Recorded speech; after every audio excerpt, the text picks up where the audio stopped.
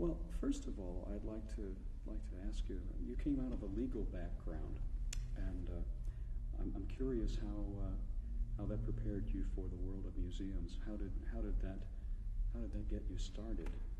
Well, I suppose lawyers are very much concerned about how to resolve problems and resolve issues, and obviously that's what human life is about, and museums are about human life and human ideas. I started out in administration at the University of Iowa, and there were museums there, and then I came here, and so I found it very challenging because there are so many human issues involved in a museum. What would you say when you came to the field? What was your vision for the institution and what it should be doing? Well, I did not bring a vision. I thought I would learn about the vision from the people who are here, and they were very good teachers. And then the question is what we could do together to formulate a vision for new times and how we could develop new means to be a worthwhile center of learning, and I think we've done that. We've tried very hard as a group to do that. So we've had a couple of strategic plans, but they've been basically developed by the entire staff, and I've been working with them, and so together we've come forward with the ideas that you now see in the museum. How would you describe those strategic plans in terms of, are we talking about community outreach, or are we talking about the basic programming of the museum? Well, I think two things. In the 1980s, when I came, I said, you know, this is a place of ideas, and everybody said, no, it's a place of objects. And I said, but the objects of nature give rise to human ideas about nature, and human ideas give rise to cultural objects, whether they are art, ceremonial, or technological. So this is a place of ideas based on objects. In our current strategic plan, we talk about connecting, and we talk about the interconnections within nature. What is the environment, the total environment of nature? Then we talk about the interconnections in cultures. What are the cultural connections? And then we talk about the museum connecting with its community and how we can be ever more effective in serving the community of Chicago and the community of Illinois. You're also talking about a national and I'm sure international community as well when you think of the expertise and the resources of an institution like this. We are talking about national and international, but I always quote that phrase either from former Speaker O'Neill or the late Mayor Daley that if all politics are local, all museums are local, and to be great nationally and internationally, you have to be first and foremost good at home and great at home serving your home constituency. So we look upon our home constituency as being our primary one.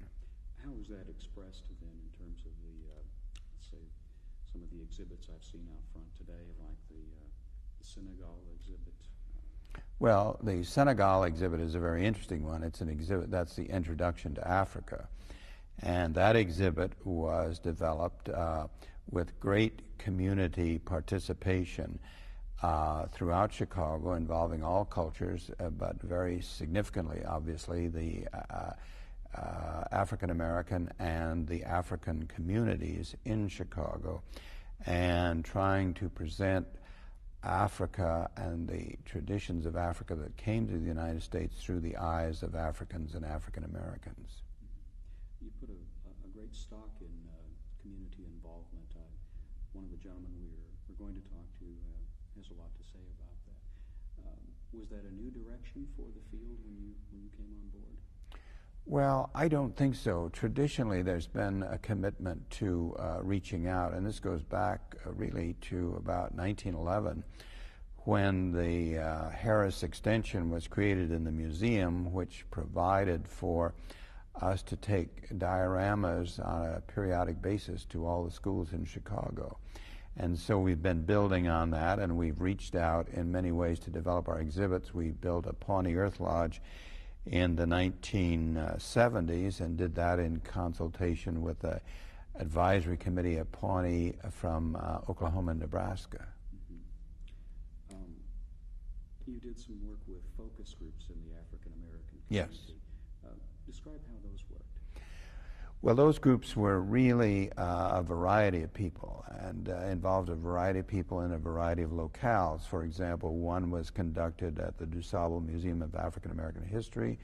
Another was conducted at the Art Institute of Chicago. Some of these were conducted on the street. And to get an impression, particularly, let's say, the interviews on State Street from a great variety of Chicagoans, what are your impressions of Africa? And from that, we knew what we ought to be focusing on in the exhibit. Now, getting it pared down to a manageable size was an important thing to do. Now, at the same time, what we did was to do an interdisciplinary exhibit that deals with what the environment, the physical environment is in Africa and how that affects the culture and vice versa. And then how the African culture came to the Western Hemisphere, and particularly the United States, and the very positive and important impact it's had on American culture. What sort of feedback do you get from the community about this sort of this approach to inclusiveness, bringing people in? Well, I think we get a very positive overall, because, you know, one of the things is the more people get to know each other, the more they understand each other and respect each other. So what we're trying to do is bring people together, and we have no agenda except we're trying to use these collections as an opportunity to talk about different cultures and really to try to understand why those cultures are as they are and what they mean to us, so that we tend to look at other cultures as being very different, and indeed they are, but they might be different as they deal with the same concerns that every other culture deals with. That leads me to a point you made in an essay on caring as a duty to one's fellow human beings. It sounds like that theme goes through a lot of your work, if not all of it here. Well, I think basically what we're trying to be is open-minded. Too often we rush to be closed, and we are all captives of our own experiences, and our experiences tend to narrow us, so we're trying to keep it open so that people can see new perspectives, develop new perspectives, but we don't tell them what they ought to be. We just try to encourage the opportunity. When this happens, you see walls come down, you see people opening up to one another. That's a wonderful aspect of the museum. It is, and we basically, the interesting thing about a museum as contrasted to a university where I came from is that a museum really should be a community center, and we don't have any prerequisites for coming in. You don't have to have graduated from a certain program. You need not have taken a certain course, but we want everybody to go away with a greater sense of appreciation and understanding about environments and cultures. And I might say, I think we're typical. There are approximately 1,000 museums and historic sites in Illinois. Illinois is rich in museums and historic sites, and these are basically cultural centers of learning, community centers of learning. And when you come to visit somebody's town, wherever it is in Illinois, people show newcomers, visitors, their local museum, and we are a local museum. Well, I'm on the board of our university museum in Carbondale, and I'm a history buff, so I love this. Yeah. This is fabulous. Talk about some of the other aspects of the museum. There's a good deal of scientific research that goes on here. I also want to make sure that I get back to the DNA to dinosaur exhibit. That's another aspect of the museum. Not only is it a repository, a place where people can come and learn, but it's a place to do serious scholarly work. Well, in that respect, it's unique. Most colleges and universities in America started their science programs in the 19th century around cabinets of natural history. As things moved to molecular biology, they did not focus as much on the collections. We have. Now what's happening is we are using those collections in different ways, using not only the systematic approach, but also the molecular approach, so that we have basically biochemical laboratories in the museum which do DNA sequencing. In fact, a high school volunteer here in the Second World War in zoology went on to share the Nobel Prize for DNA, and so as a result of his work, we are affected in how we now go about looking at environmental issues. That's another thing that I was going to ask about. You're concerned about that as well, and how does the museum express itself in those kinds of areas like the environment? Well, it's interesting. We have environmental collections from all over the world. But again, first and foremost, we're local because our largest collection comes from Cook County and our second largest collection comes from the whole state of Illinois. And we are engaged in something called the Chicago Wilderness now with 35 other organizations in this area, which are biologically oriented such as we, or their advocacy groups such as conservation and environmental organizations, governmental organizations, and so forth. And interestingly, in Cook County, because of the Forest Preserve, we have more original land that's been untilled than other parts of the state. And indeed, the diversity here of biological diversity of the plants and the fauna is considerable. So we are working here. At the same time, we work abroad, working and helping other countries assess what they have, help them with decisions that they need to make about what they do in terms of development. And we're understanding clearly of the important need for human development, but to do it in a way that is in the long range going to be sensible and not just an immediate economic gain that subsequently turns out to be an economic disadvantage, to say nothing of an environmental disadvantage. When you plan an exhibit like the DNA to dinosaur exhibit, what do you want a person to come away with when they walk through those doors and they start looking at obviously the fossils and everything, and starting to learn more about how these creatures lived? What do you want them to take away from the field experience? Well, I think we want them to come away with a sense of scientific inquiry, that you want to look at things, you want to study them, you want to be open-minded, and that the range of thought is very considerable, and that the range of time is very considerable. And many people, because of understandable presentations, Jurassic Park, a very exciting movie, but might come away thinking that there were people living at the time of dinosaurs, and there were no people living at the time of dinosaurs. And the Earth has a very long history and continues to change and evolve, and we are a part of that. There's also a certain measure of delight that you see in the faces of people as they come away. Well, you know, we want to motivate people to learn, and if they are happy and enjoying it, they will learn more. So what we try to do is to engage them, and we go beyond just having row after row of cases of objects, but try to use the objects and talk about the ideas that those objects generate. But basically to stimulate in people a sense of inquiry so that they can make up their own mind about what they have heard and what they have seen. We're not an advocacy group. We are basically a forum for ideas. I know that my own museum is doing some work in having some aspects online so that students at other universities, other high schools and the like can find out more. We're really finding now that museums are places without walls. How is technology improving or increasing access to the museum? Well, we have 20 million objects in this museum, and to have access to them for the most part is limited to scholars and to students working in the field.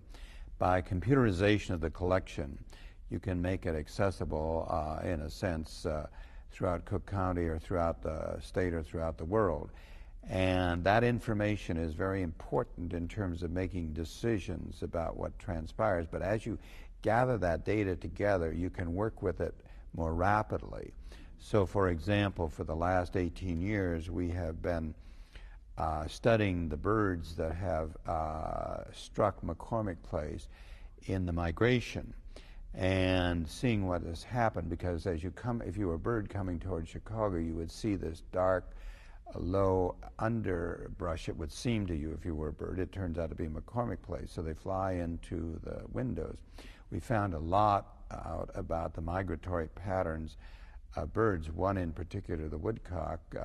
We find they are primarily females, and that they have mated south of here and they're going north in order to nest. Now, we never could have done that without all the data and then being able to rapidly process it through computerization. And I might say parenthetically, we have a worldwide website which has been cited nationally as an outstanding museum site, and we've had over 200,000 visits to that website in less than a year. I'll try to get on that. Good. Carbondale. One more question about where we seem to be heading. How do you think technology will change the field, let's say, in the next 10 years as we head into the 21st century? Well, you know, there are two things. Technology is a tool. It's not an end in itself. And we talk about the information revolution. Well, the real issue is what we're going to do with all that information, because we can be inundated with it and flooded with it, but if we don't do anything with it, that's a different matter. So the question is, it's a means to a greater end, but it's not an end in itself. So it certainly will play a major role in terms of providing more information rapidly, and that's important. But then the questions are still human processing of the information that comes. The other thing that I find in a museum is that I think that the computer really has become a very active way of learning. We used to say when I was in the university that a lecture system was the most effective way of disseminating information, but it was a seminar which engaged people, and it didn't get so much information out, but it stimulated people to work on problems. I think that one of the interesting things to me was that television never really caught on as a means of instructional, as an instructional method in the university, but the computer absolutely revolutionized instruction, and it's basically because you're not passive, you have to engage in it.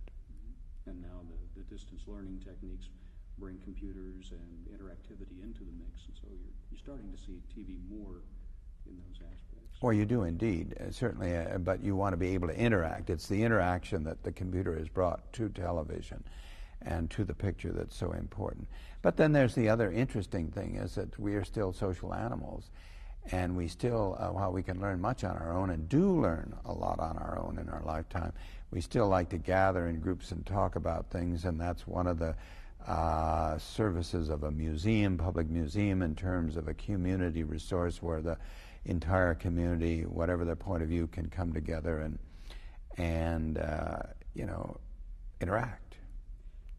You've done some work in that area too, in the future seminars that took place on cable a few years back. What was the intention behind that? Well, the intention behind that was we were planning to have a World's Fair in 1992.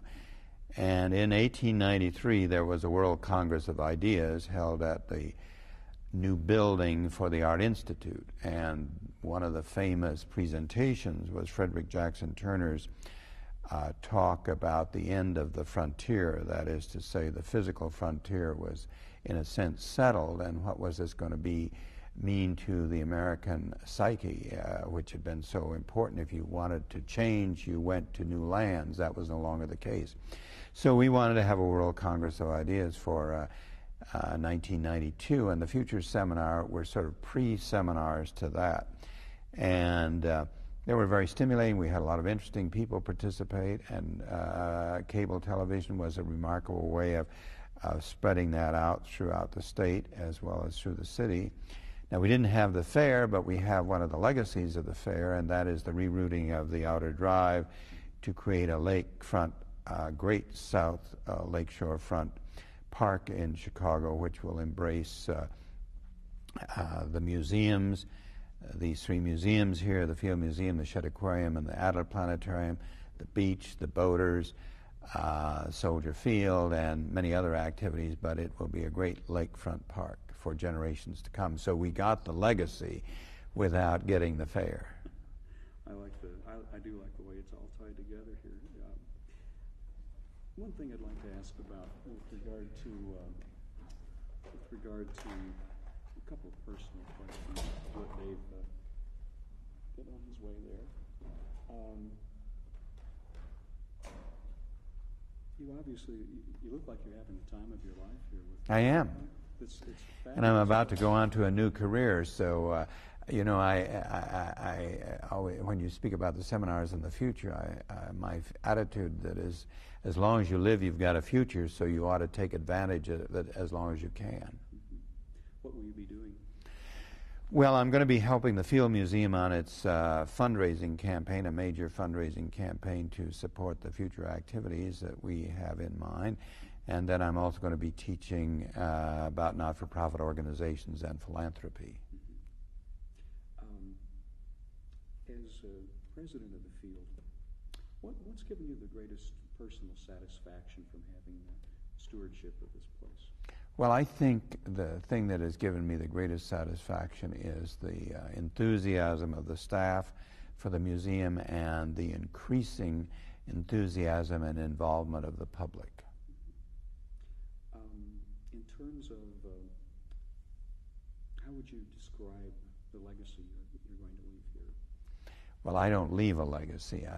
Basically, people who I was a part of a period here that I think was important, but it wasn't my legacy, it was everybody's legacy, and I think that that's the important issue, is that it's the staff, it's also the volunteers. We could not operate this place without the volunteers who make so many of our programs possible, and then the generous supporters of the museum, and of course, ultimately, and first and foremost, would be the visitors we serve. Perhaps I could put it a different way. What sort of sense of values, I suppose, guided the museum during this period? I think an open-mindedness to new ways and a clear commitment to quality in everything we undertake, meaning that new ways are not necessarily inferior in quality to old ways, and that through time you learn, and new ways done right, you can stretch human beings into new directions, and we can improve. Getting to the end of my questions. In terms of the Lincoln Academy, I've always asked each laureate about their thoughts upon joining this body. There's some really stellar people in it. I'm fortunate to know several of them personally. What was your feeling when you got word that you were going to be honored? Well, I was stunned, because I do think it's an extraordinary honor. Obviously, first and foremost, because of the honor in the name of the person, Abraham Lincoln, who stands out in American history, really stands out in human history as a unique figure of responsive and involved in his times, working with people, doing things. The second thing is that clearly the other laureates have contributed so much in so many ways to a better life in Illinois and around the world. Very good. I know there's so much more I could ask you about, but is there anything that you think that I haven't touched upon?